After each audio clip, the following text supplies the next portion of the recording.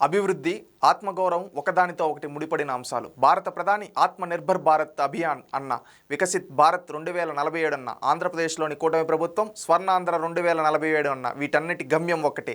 ఆర్థికంగా, పారిశ్రామికంగా, సాంకేతికంగా మౌలిక వసతుల దృష్ట్యా స్వయం సమృద్ధిని సాధించడం, ప్రజల భవిష్యత్తుకు భరోసా ఇవ్వడం. ఆంధ్రప్రదేశ్ ముఖ్యమంత్రి నారా చంద్రబాబు నాయుడు గారి నేతృత్వంలోని కూటమి ప్రభుత్వం ప్రజల తలెత్తుకుని తిరిగేలా రాష్ట్ర అభివృద్ధిని సాధించాలని లక్ష్యం పెట్టుకుంది. ఒక ప్రాంతంలోని రోడ్లను చూస్తే ఆ ప్రాంత అభివృద్ధి ఎలా ఉందో తెలిసిపోతుంది. గత ప్రభుత్వం కాలంలో ఏపీ గుండా ప్రయాణించాలంటే ఇతర రాష్ట్రాల వాళ్ళు భయపడేవారు. రాష్ట్ర రహదారులపై కనీసం గుంతలను పూడ్చకుండా ఇతర రాష్ట్రాల వాళ్ళు జోక్కులు వేసుకునేలా ఏపీ పరువు తీసేశారు. అటువంటిది కూటమి ప్రభుత్వం వచ్చాక 860 కోట్లతో 20,060 కిలోమీటర్ల రోడ్లపై గుంతలను పూడ్చడం జరిగింది. అంతేకాదు 2,500 కోట్లతో కొత్త రహదారుల నిర్మాణం జరుగుతూ ఉంది. మరోపక్క విజయవాడ, మచిలీపట్నం నగరాల మధ్య 6 లైన్ల రోడ్లకు ఆమోదం లభించింది.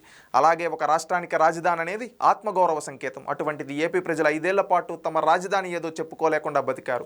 భవిష్యత్తులో మళ్ళీ అటువంటి అవమానకర పరిస్థితులు ఎదురుకాకుండా ప్రధాని నరేంద్ర మోడీ గారు, కేంద్ర హోంమంత్రి అమిత్ షా గార్ల సహకారంతో ఏపీకి శాశ్వత మరియు ఏకైక రాజధానిగా అమరావతి ఉండేలా దేశ ప్రజల ఆశీస్సులతో కేంద్రం నుండి గెజెట్ విడుదలయ్యేలా సాధించగలిగింది కూటమి ప్రభుత్వం.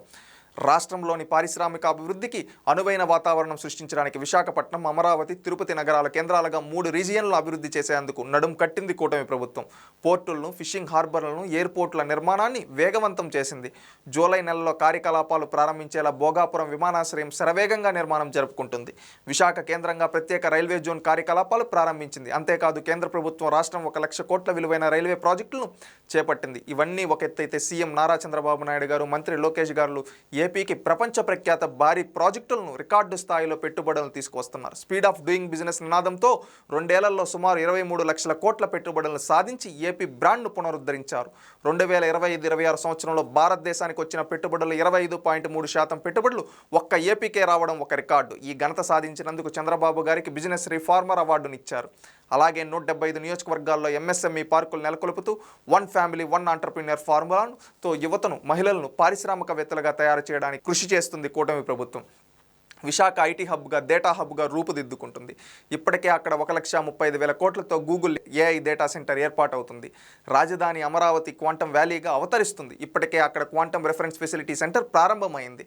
కాకినాడలో ఏఎం గ్రీన్ అమ్మోనియా శంకుస్థాపన జరిగింది. అలాగే రాయలసీమలో సెమీ కండక్టర్, డిఫెన్స్, ఆటోమొబైల్ పరిశ్రమలు వేలానుకున్నాయి. శ్రీ సిటీలో 5,000 కోట్లతో ఎల్జీ, 1,000 కోట్లతో క్యారియర్ ఏసీ పరిశ్రమలు ఏర్పాటవుతున్నాయి. అనకాపల్లి జిల్లాలో 5,400 కోట్లతో రెన్యూ ఎనర్జీ, 1,35,000 కోట్లతో మిట్టల్ స్టీల్ ప్లాంట్ పరిశ్రమలు శంకుస్థాపన చేసుకున్నాయి. సత్యసాయి జిల్లాలో 15,000 కోట్లతో ఏఎంసీఏ డిఫెన్స్ ప్రాజెక్ట్ ఏర్పాటవుతుంది. ఇక గ్రామీణ ఆంధ్ర విషయానికి వస్తే ఏపీ ఉప ముఖ్యమంత్రి మరియు పంచాయతీరాజ్, గ్రామీణాభివృద్ధి మరియు గ్రామీణ నీటి సరఫరా శాఖల మంత్రి పవన్ కళ్యాణ్ గారి నేతృత్వంలో పంచాయతీరాజ్ వ్యవస్థ గాడిన పడింది. పల్లె పండుగ పేరిట గ్రామాల్లో 4,000 కిలోమీటర్ల రోడ్ల నిర్మాణం జరుగుతుంది. అడవి తల్లి బాట కింద గిరిజన తండాలకు రోడ్ల నిర్మాణంతో పాటు 4G నెట్వర్క్ సౌకర్యాన్ని కూడా కల్పిస్తున్నారు. ప్రతి ఇంటికి మంచినీటి కొలాయి కనెక్షన్ ఇవ్వాలన్న లక్ష్యంతో అమరజీవి జలధార పేరుతో కార్యక్రమాన్ని అమలు చేస్తున్నారు. ఇక సాగునీటి రంగం విషయానికి వస్తే 100 రోజుల్లోనే హాంద్రి కాలువ విస్తరణ పనులు పూర్తి చేసి కుప్పానికి కృష్ణా జలాలను అందించింది కూటమి ప్రభుత్వం. అదే సమయంలో మార్గ మధ్యంలో ఉన్న చెరువులను, ప్రాజెక్టులను నింపి నీటి ఎద్దడి రాకుండా నివారించింది. 2 ఏళ్లలో 24,000 కోట్లకు పైగా సాగునీటి ప్రాజెక్టులపై ఖర్చు చేసింది కూటమి ప్రభుత్వం.